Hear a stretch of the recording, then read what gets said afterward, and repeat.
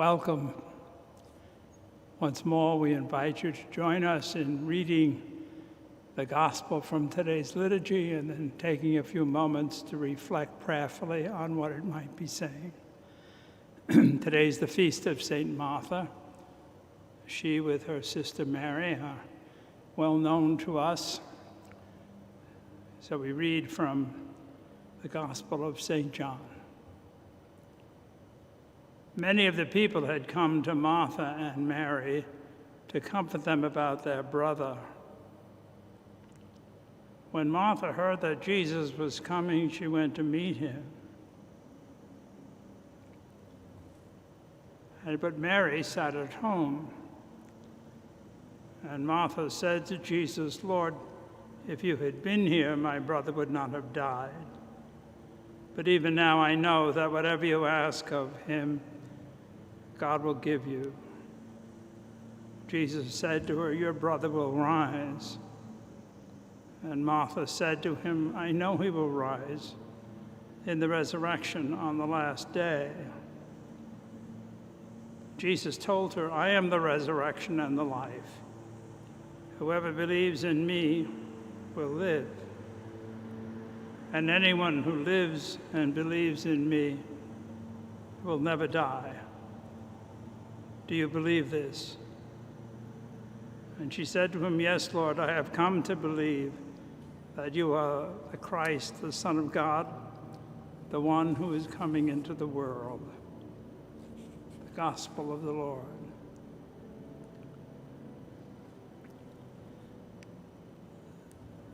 Martha and Mary were two sisters with their brother Lazarus, who were like a second family to Jesus. They had him to the house for dinner many times. Tradition tells us he probably stayed there when he visited Jerusalem. So much was their closeness and their bond as family that when Lazarus dies, presumably unexpectedly, they send word to Jesus, and he comes straight forward. That's a sign of closeness, a sign of family, perhaps. And of course, we have that brief description of Martha and Mary. Martha being busy about many things, and Mary being more the contemplative, sitting at the feet of Jesus.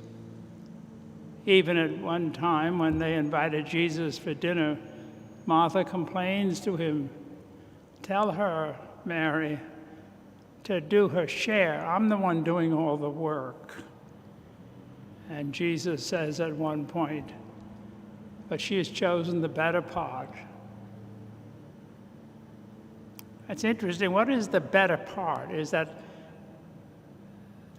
Martha was not doing as much or things as important as Mary? I don't think so. I don't think it really makes that much difference in terms of results.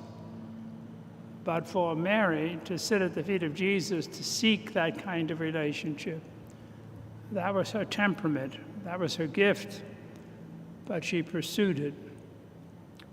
Martha was Martha, busy about many things. Even at this gospel we just read, her brother has died, and she hears that Jesus is approaching the house. Mary stays inside, waiting. Martha moves out to Jesus. And there's this exchange. Martha says, "Welcome, Lord. But then if you had been here, my brother would not have died." Right away, she puts guilt on him. That's the way she would do things. I would imagine Martha was busy during Lazarus' illness, trying to do everything she could to save his life. And she failed. She couldn't do it.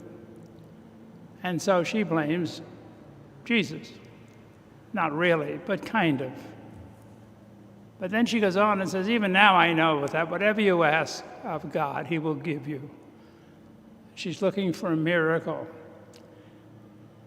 I don't know about you, but it sounds very much like my prayer, my relationship with God often enough. When things aren't going the way I think they should, I blame God. But then I'm a person of faith. So then I ask for a miracle. Do something, straighten this all out.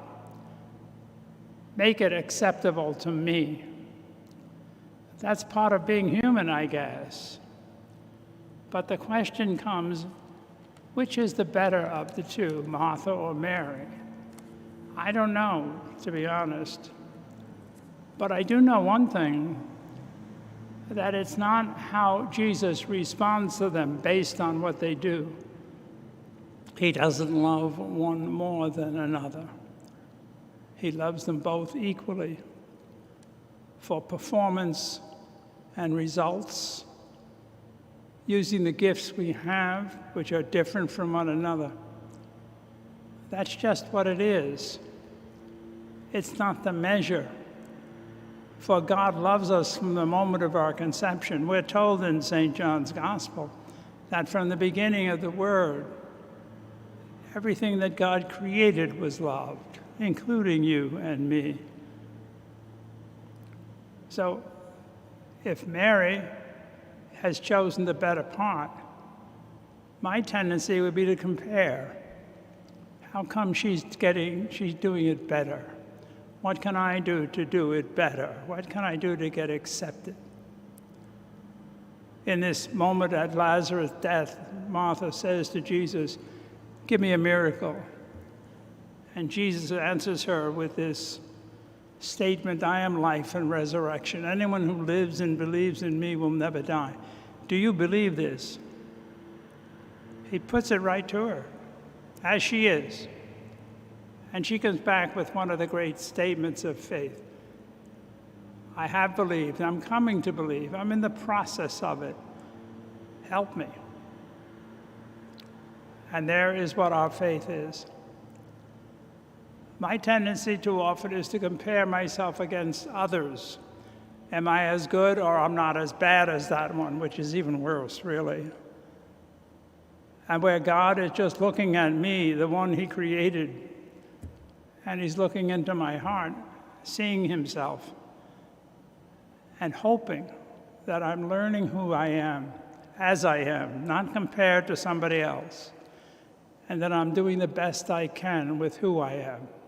I'm being the best I can, at least trying. At the end of each day, it might not be a bad prayer. Have I tried to be the person God created, not anyone else? Not compared to anyone else, and not evaluated by what I produce, but rather who I am, a temple of God, a witness to God's presence in my world, just my world, just today. It's simple, isn't it? How come it's so difficult?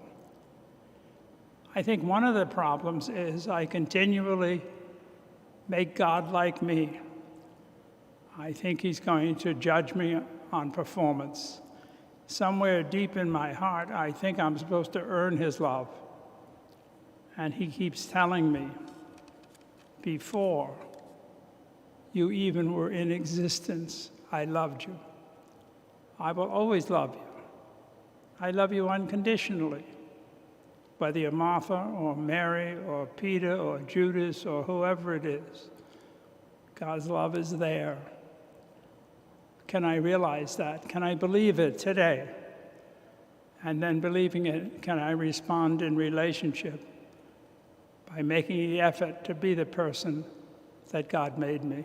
Not perfect and not like anyone else. It takes a lot of faith. I think that's why Martha said to Jesus, when he asks her, I am life and resurrection, do you believe this? She says, I'm coming to it. I'm trying. I have, and I will try today.